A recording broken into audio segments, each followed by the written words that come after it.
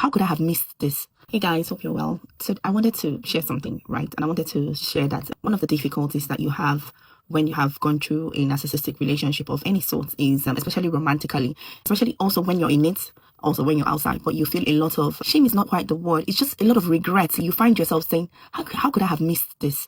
Like you are so disappointed in your obvious poor judgment of relational character and all of this, because side of it is so blatant, especially when it comes to things like the delusion, or when you're trying to talk to the person and the person is twisting your words, and and you're like, how could I have missed this? I think that this is one of the things that are so you really beat yourself up, because you cannot believe, like, you can't even have a conversation. You know how you have a normal conversation with someone, you can't really have it with this person, because for instance, it's like let's say something happens and you're trying to discuss through with them. They're avoiding, they're twisting, they will turn what has happened, they're talking about something else. Like, you can see sometimes you're like, are they intentionally doing it? But like, this is what your entire life is with them, especially when it comes to just something that on a normal day you will speak to another person and you guys will have clarity. Oh, okay, yeah, that was a mistake. They're so defensive, they're avoiding, so you're like, how did I miss this thing now? How did I miss it?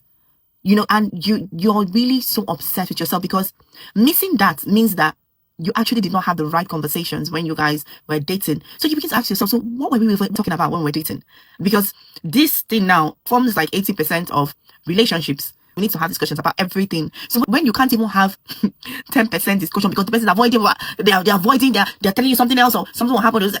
It's like a magician bringing up something from the air, you're like, and it then causes you need to actually speak to other people just to know that you're sane, and you're not speaking to them about what's happening, but you're speaking to them just about other aspects of life, just so that you know that your brain is still working. Because when you're in that confusion and all that, you're asking yourself, or is it me that is am I no longer understanding things, or did I say it? Like, you're always asking yourself, what's happening? Is it my brain?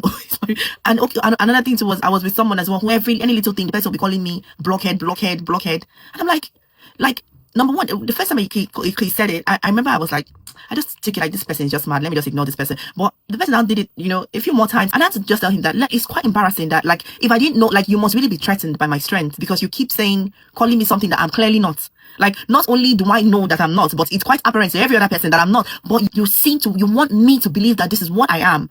And it's like, that's how it works, like, it's almost like they're intentionally trying to make you accept something. How can I accept that I'm a blockhead? I'm clearly not a blockhead. I'm like really intelligent, like really, really smart. So it's like somebody telling someone who can sing, you can't sing, you sound like a toad. Person's like, what do they worry this one? Now me, I sing. Maybe you're telling to a savage.